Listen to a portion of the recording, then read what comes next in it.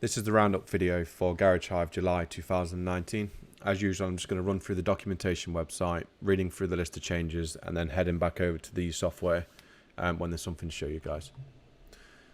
So I'll just start from the top. So on 7th of July, we added the ability for technicians to create their own job sheets and clock onto them. Now this is obviously disabled as standard, but it is actually a feature now if this is something that you would like.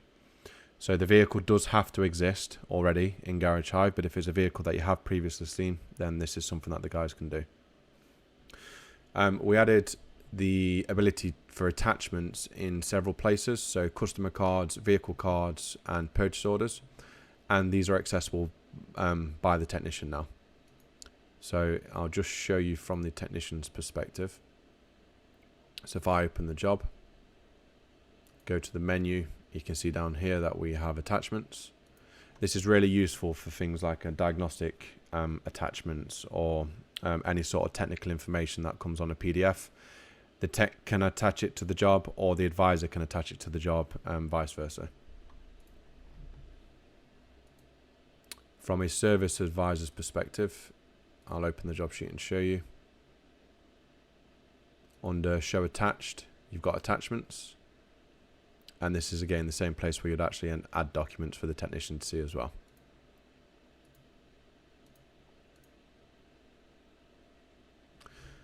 We reintroduced the job sheets total tile. So if we look back at the home page, this is now back. This will allow you to see all of your job sheets in the system, including future bookings.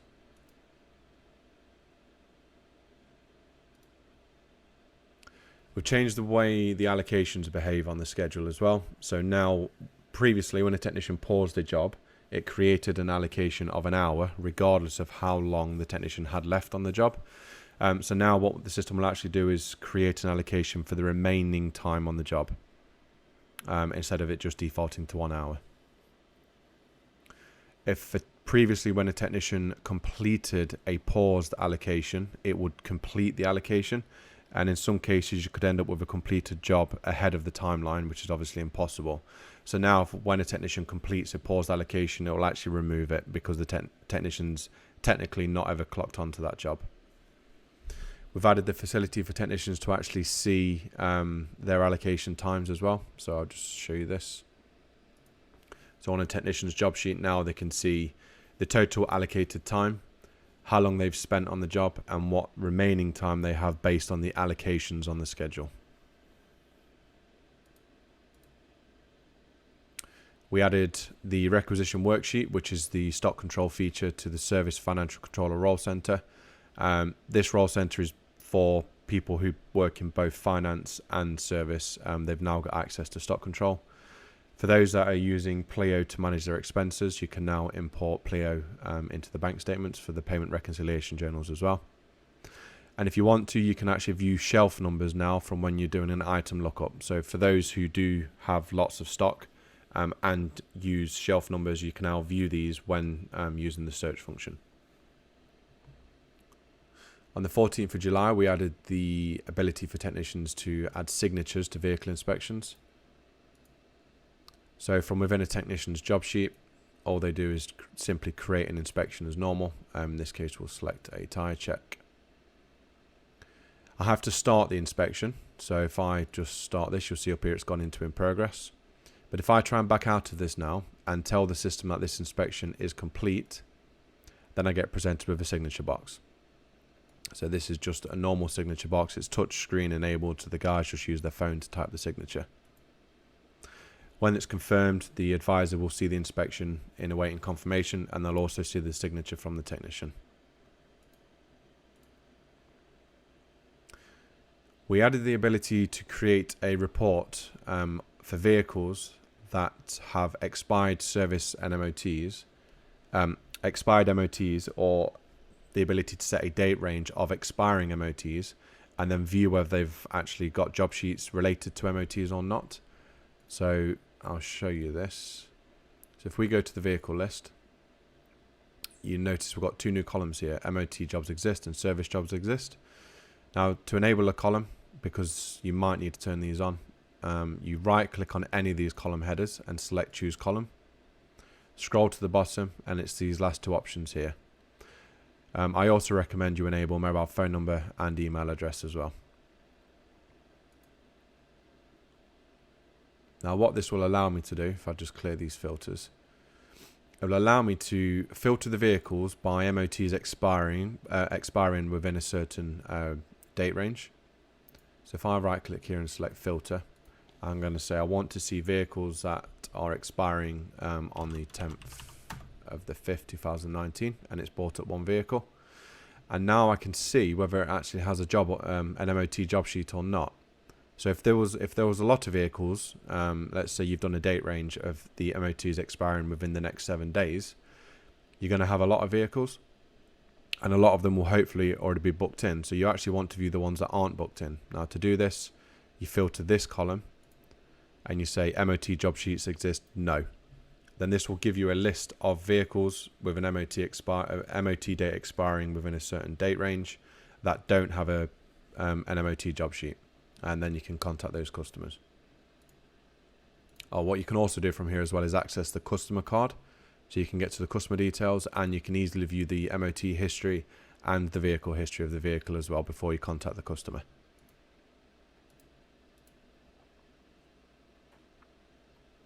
We added oil and lubricant information to job sheets from Autodata as well. So I'll just show you this quickly.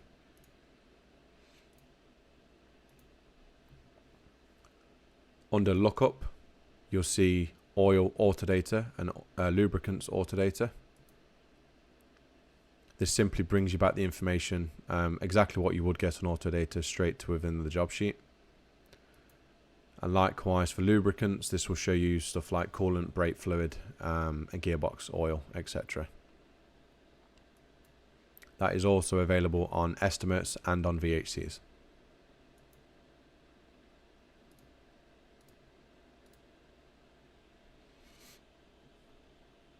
So on the 31st of July, we added the ability to actually view the schedule under the week view.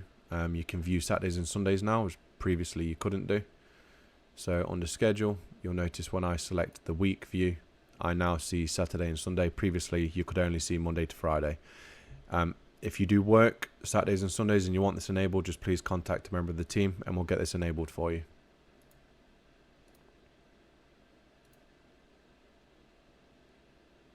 You can now, for your booking reminders, you can now add location and branch information for the multi-location companies using Garage Hive. Previously you couldn't do, now you can. It's just under customer notification setup. And we also added a booking confirmation. So when you're creating a booking, you can send the customer a booking confirmation with their date and time. I'll just show you how to do this.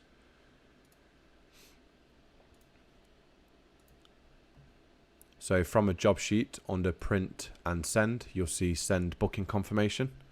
Now there is some setup to do. You do need to go to your customer notification setup. And you'll see there's now a new tab for booking confirmation where you need to fill in the text and the email template. And we've added some extra tags as well. So these are all the tags that you can use.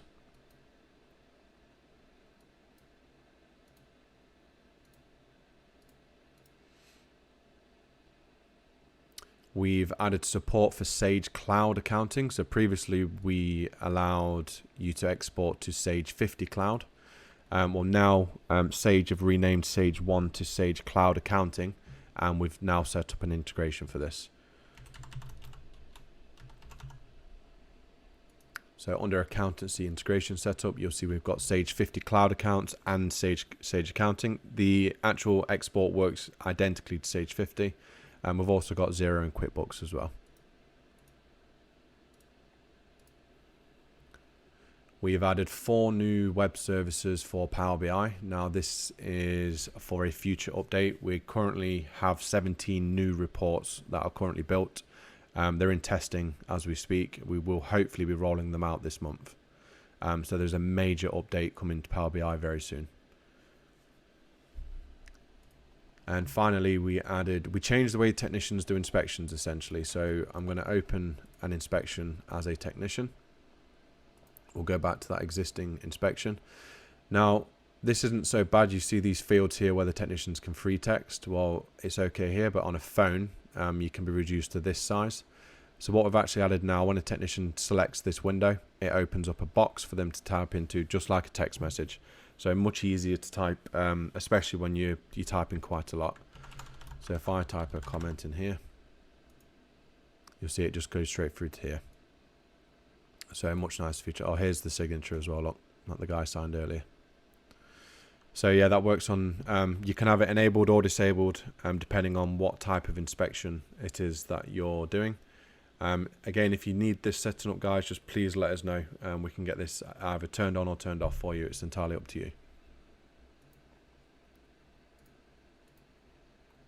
So that's it for the changes in July. We are working on 2 major pieces of development, which we're hoping to have released by the blend.